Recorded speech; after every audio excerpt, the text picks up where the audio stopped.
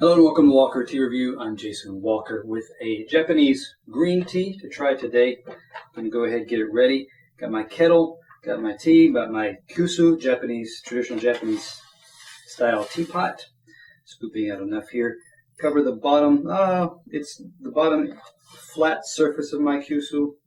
Want to make sure. It can be more traditional to add more leaf. Let me back up and say the more common traditional way is very low water temperature, 150, 160, maybe up to 180, maybe. Like a kusu, a pot like this is often used. More leaf, shorter, briefer steeps, but I'm going to add this water. It's probably hotter than what is, say, traditional, but it's going to, by doing so, it kind of puts all the leaves on an more even playing field.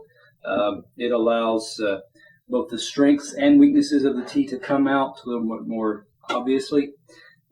One way, if you do want to do it more traditional, you've got water, you're not sure with the temperature, you don't want to mess with a thermometer, you can pour it into a pitcher like this. You can pour it into the more traditional type of porcelain ceramic bowl.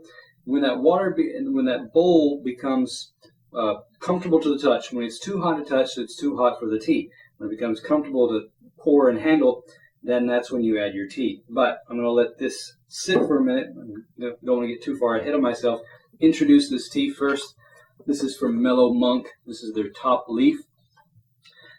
You can get 100 grams for $14.95, about 15 US dollars. This is from Aso City in Kumamoto, Japan. Now this is, near the most extreme southern of the main island chain there of Japan. You got Kagoshima, which is kind of at the very southernmost tip along the main islands there. Kumamoto is kind of just north of that. This is a guricha, which is a curly, kind of sometimes translates as curly green tea, the more traditional processing method used in that Kumamoto area.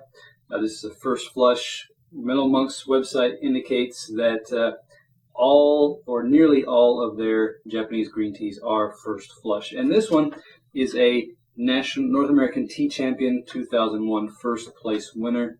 So that's a little bit of information about this tea. I'm going to go ahead. Before I get into the dry leaf, though, I'm going to go ahead and pour this. It's had plenty of steep time. Just going to pour. And you can kind of rock this back and forth, rock your kusu pot back and forth. Kind of keeps the leaves from bunching too much down at the end, near the spout end or side. Giving a few shakes, getting those last few drops that resided in the bottom there. And it's very beneficial to drain those last few drops, get as much as you can. So because it's such a more delicate green tea than, say, Chinese greens or some other greens, you want to be able to pull all the water off that you can, so that it's not steeping in any residual water that remained in the pot. Okay. So while that is sitting, I'm going to go ahead and now talk about this dry leaf. Give it a smell here.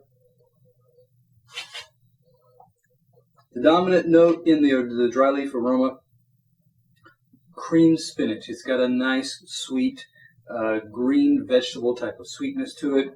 Maybe you might even move it over towards a bit of a buttery artichoke, because there is kind of a buttery, sweet, melted butter type of smell there.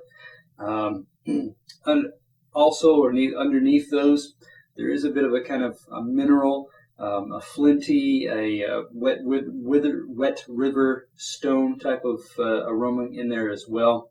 But the dominant is that green sweetness. I'm going to scoop out a few of these leaves, kind of look at them, shake a few out. You'll notice that these are a deep emerald blue-green type of color. They're very fine. I don't see a lot of the maximum, maybe half an inch in length. They look to be wiry or, kind of wrapped along the length of the leaf or leaf portion.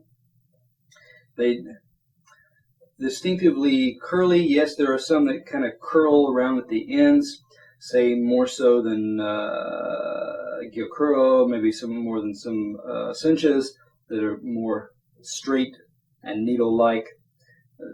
So a little bit of that kind of presence there. Returning that to the bag, and I'm going to seal this up to keep it fresh longer. I'm going to go ahead now and talk about the wet leaf here. I'm going to get out a lid, so I've got a white background here to work with. Set that on top of my cup just for now. First, I'm going to get a smell of the aroma here. Still the green sweetness is the dominant note. Still cream spinach. The mineral aspect has subdued even more so. It was mild to gentle, in the dry leaf. It's even lighter now, almost disappearing. Buttery kind of components still coming out. Scooping out a few of these leaves, or just kind of pinching a few here. They're kind of a wet mass, so it's not going to be easy to pull them apart. I'm just going to kind of gently drag them around with my finger here. I just noticed a little bit of a darker brown, maybe a little bit of oxidation, a little bit of bruising that might have taken place on some of these leaves. So there's a bit of a reddish, that little bit has a reddish tinge. Most of them are a deep, brighter green now, a brighter, say brighter than lime green. You still see some even lighter kind of greenish yellow pieces. Look like a little bit of looks like a little bit of vein or stem, something like that that's in there. Okay, now setting that to the side so that I can get to the liquor now. Be able to pour it as well. Swirl that around. Because I did probably a bit longer steep and with warmer water than what is, like I said, more traditional, you get a nice, deep, rich, green-yellow type of color there. Still buttery, cream spinach, more of the buttery aroma coming off at this point. Lots of the element of the tea, the finer components floating around. It's not off-putting in that kind of murky, undesirable sense. There's a lot of the tea component floating around.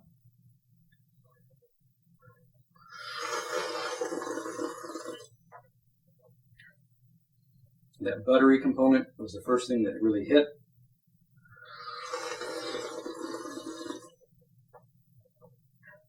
Cream spinach as I splash it around there.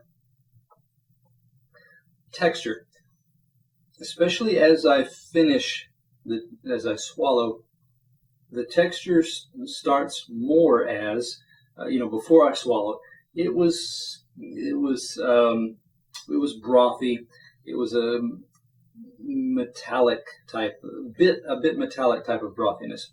But as it moved back, and like I said, as I swallow, there's a very mild astringency there, and that astringency gives this coating over it, especially the top of the tongue, say the back half of the tongue. It's nearly buttery, so it's good. It's a nice faint astringency that gives a kind of, heightens the sensation of that buttery type of texture.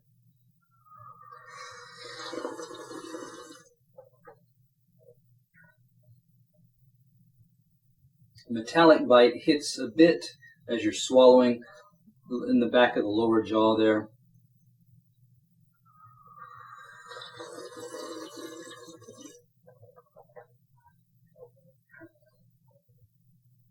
The aftertaste, with that texture, with that kind of nearly buttery type aspect, the sweetness kind of wells up from your throat upwards back into the mouth. So there's a nice warm, again, green vegetable sweetness, having eaten sugar snap pea type of starchy sweetness going on there. So looking at this tea, and because, I stretched this tea out, I pushed it a little bit more, you consider the fact that it's got a nice, fairly brothy, nearly buttery type of texture.